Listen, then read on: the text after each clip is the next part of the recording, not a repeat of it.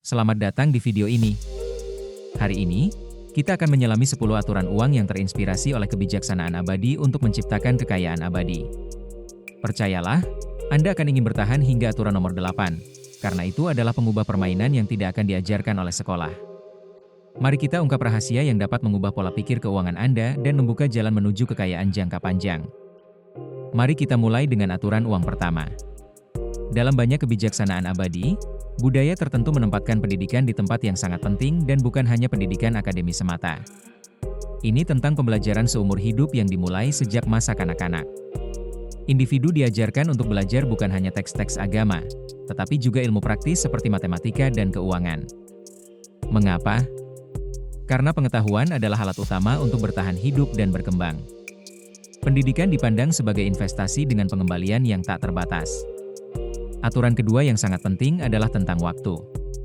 Dalam kebijaksanaan kuno, waktu dipandang sebagai aset paling berharga yang dimiliki setiap orang.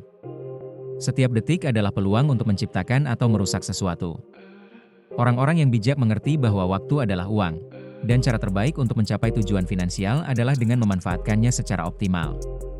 Jangan buang waktu pada hal-hal yang tidak menghasilkan keuntungan jangka panjang. Aturan ketiga adalah menabung. Salah satu kebijaksanaan abadi adalah menabung untuk masa depan, bahkan ketika Anda merasa tidak memerlukannya. Tabungan adalah dasar dari keamanan finansial. Orang-orang yang bijak secara konsisten menyisihkan sebagian dari pendapatan mereka, tidak hanya untuk masa pensiun, tetapi juga untuk menghadapi situasi tak terduga. Aturan keempat adalah tentang investasi. Kebijaksanaan kuno mengajarkan bahwa hanya dengan berinvestasi dengan bijaksana, kita bisa mengubah uang yang kita miliki menjadi lebih banyak. Penting untuk memilih investasi yang aman, namun juga yang dapat berkembang dengan waktu. Aturan kelima adalah tentang utang. Bukan berarti kita harus menghindari utang sepenuhnya, tetapi kita perlu memahami kekuatannya. Utang yang baik bisa digunakan untuk menghasilkan lebih banyak uang, sementara utang yang buruk bisa menghancurkan keuangan kita. Aturan keenam adalah memiliki berbagai sumber pendapatan.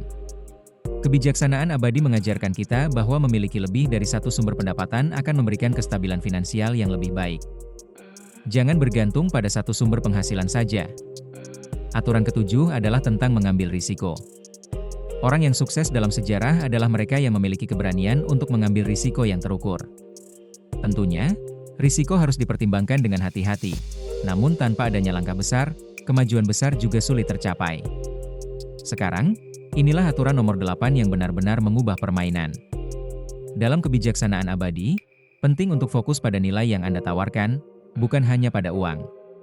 Ketika Anda memberi nilai lebih kepada orang lain, uang akan datang dengan sendirinya. Jangan terjebak dalam mencari uang, tetapi fokuslah pada memberikan manfaat yang nyata bagi orang lain. Aturan ke-9 adalah belajar dari kegagalan. Setiap kegagalan adalah kesempatan untuk tumbuh. Orang-orang yang bijak tidak takut gagal. Mereka justru melihat kegagalan sebagai pelajaran berharga yang memperkaya perjalanan mereka. Dan akhirnya, aturan ke-10 adalah tentang bersyukur dan berbagi. Kebijaksanaan kuno mengajarkan kita untuk selalu bersyukur dengan apa yang kita miliki dan berbagi dengan mereka yang membutuhkan. Ketika kita memberi, kita membuka pintu untuk lebih banyak berkah datang kepada kita. Itulah dia, 10 aturan uang yang terinspirasi oleh kebijaksanaan abadi. Dengan menerapkan prinsip-prinsip ini, Anda tidak hanya akan menciptakan kekayaan jangka panjang, tetapi juga mengembangkan kebijaksanaan yang akan membantu Anda bertahan dalam menghadapi tantangan hidup. Jangan lupa untuk like, komen, dan subscribe untuk video lainnya yang penuh dengan tips dan wawasan finansial. Terima kasih telah menonton, dan sampai jumpa di video berikutnya.